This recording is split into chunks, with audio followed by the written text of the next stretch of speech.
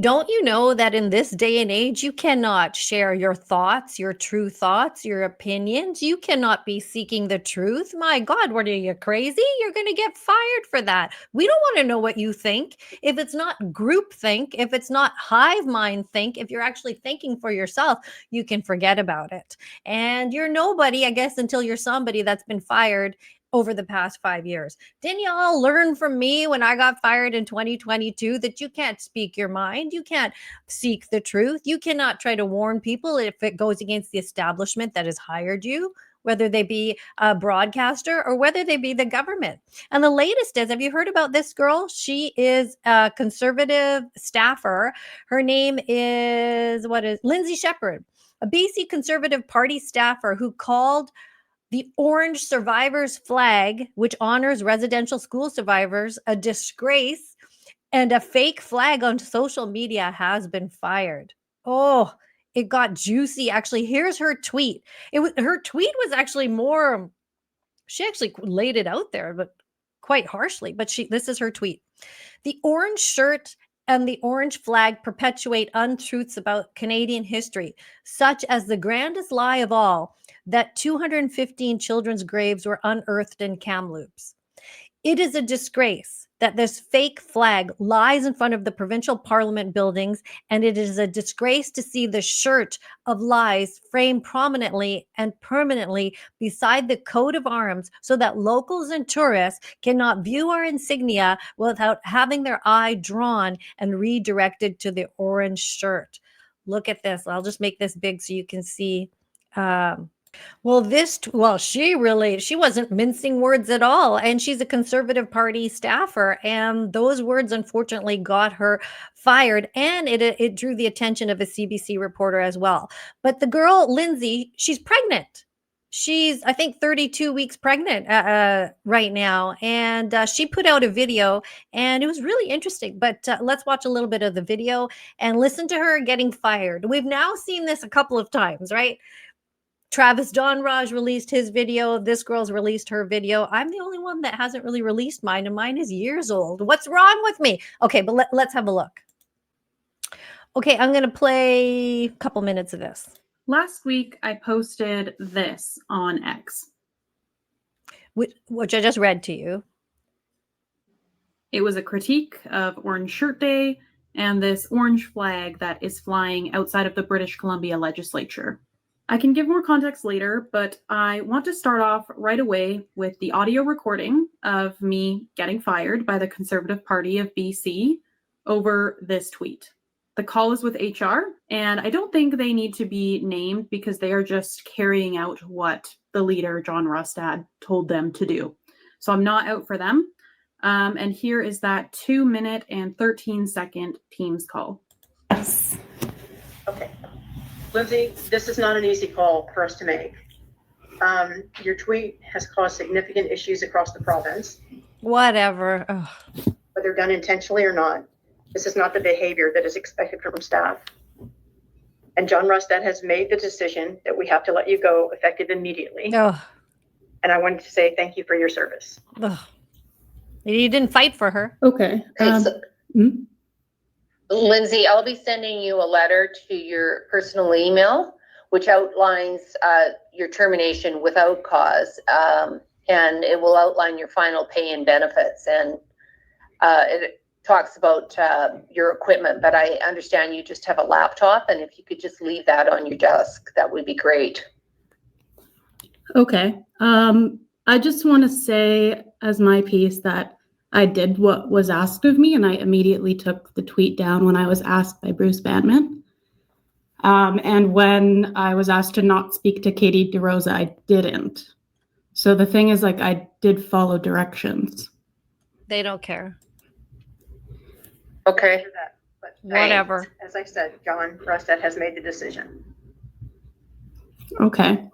Is there room to talk about, like, what about if there was an amicable way to do this where I go on mat leave super early and then, like political winds can change in 18 months and then I come back? This is the direction that we've been given from John Rustad, the leader.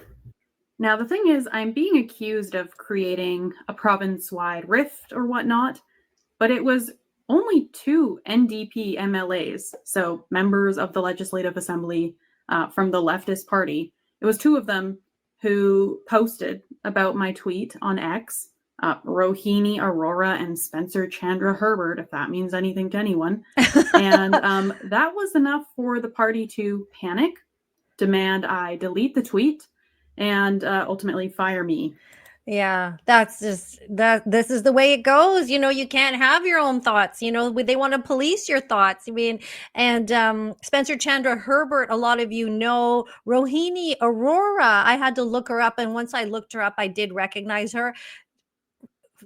Side note, Rohini is my mother's name. And my mother would never be so stupid, but because she raised me. Okay, let's have a look at Rohini. We'll just remind you who she is.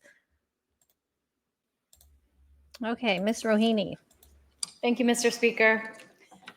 A few weeks ago in estimates, I heard the member for Columbia River Revelstoke express discomfort with the terms settler, uninvited guest, and colonizer.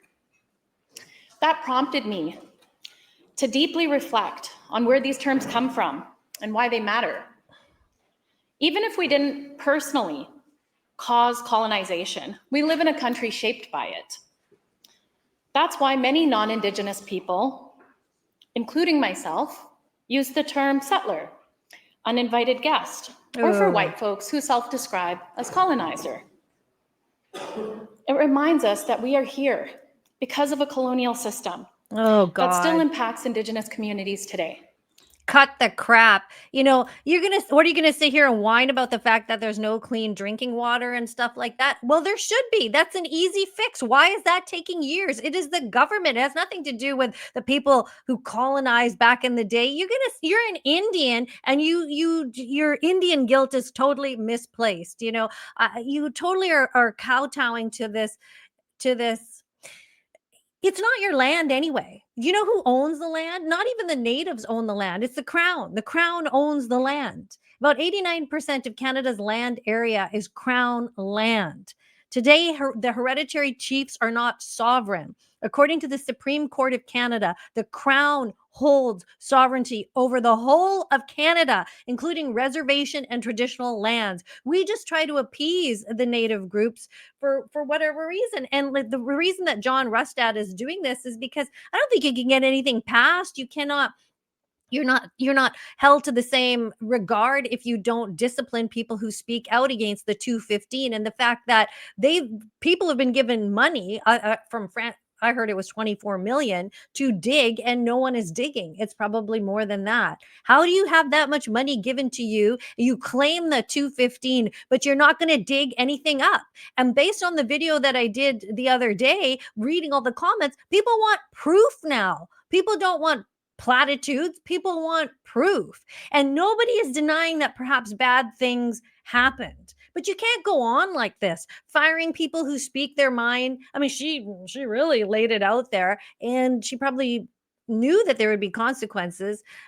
Incidentally, in her video, she talks about the head of the UBCIC, the Union of BC Chiefs, British Columbia Indian Chiefs, and the Grand Chief is Stuart Phillip.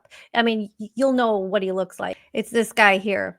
Now, she claims in her video that he called for her resignation also. He happens to be married to an NDP MLA, Joan Phillips, so they don't want to have anything to do with her. Get her out.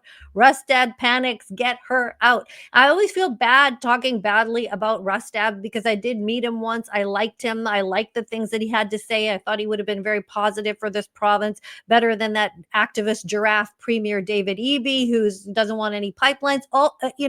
Getting in a fight with Danielle Smith. I thought, Rustad, I liked him. A little bit disappointed that he was a little bit weak on this and is not backing her and backing people who have now left his party to form the One BC party. It's a bit of a mess, and it's I wish it was different. Just speaking of David Eby, like the BC First Nations do not want this project that Danielle Smith wants, the pipeline for the oil pipeline on the coast. Marilyn Slett, president of Coastal First Nations Great Bear Initiative and elected chief of the Slaytuk Nation, said in a statement issued on Wednesday afternoon that as the rights and title holders of BC's North and Central Coast and Haida Gwaii, we must inform Premier Smith once again that there is no support from Coastal First Nations for a pipeline in oil tankers in our coastal waters. Why is that? You like it when BC is poor? You digging on it? You dig when we're not selling to other countries that want our oil and gas. This is the stupidest decision ever with this green grift BS decision in this economic climate where we need to cultivate all the money we can and all the income we can. So David Eby, I'm not impressed with you. But anyway, there you have it. This girl getting fired and pregnant. It's not even like they suspended her or gave her a disciplinary meeting. You can hear the voices of the people in HR. They're very cold to her. And she's questioning this scam of this. This is atrocity propaganda, so that you can't speak about it because it muzzles you.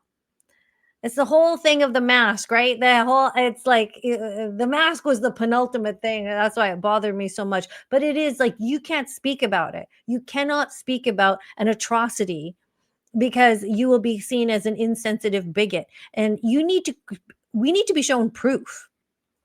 Okay, I'm going to wrap this video up, but I do have one question for all you guys watching. I read all your comments from the last video. They were great comments. You call wobbly canoe. They were just really funny and very upset at the way Francis Widdowson was treated at the University of Winnipeg. Let me ask you this, because I really don't know this. This is going to sound like a dumb question. We have Truth and Reconciliation Day, and we have all this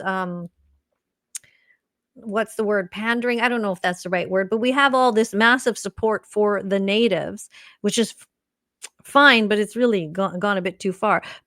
And they say all this because the Catholic priests and the government and whoever took the children and took them to residential school. Okay, so the government had played a role in the development and administration of Indian residential schools starting in 1874, and the schools continued on until the mid 70s.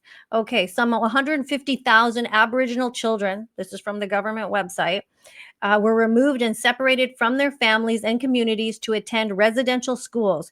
There were over 139 schools located in every province and territory except for Newfoundland, New Brunswick, and Prince Edward Island.